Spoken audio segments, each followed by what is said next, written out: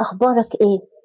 بنقول الحمد لله، وإحنا من جوانا تعبانين ومش حاسين بيها ومش راضيين.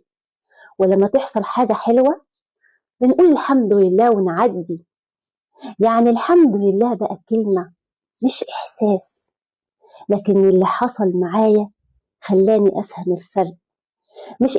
مش إنك تقول الحمد بلسانك وإنك تحسها بقلبك.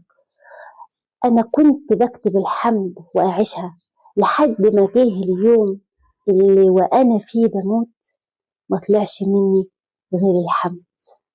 ليه؟ علشان كانت طالعة من قلبي بجد.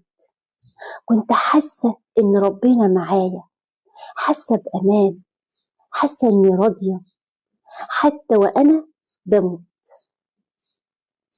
وأكتر حاجة أثرت فيا مش إني عشت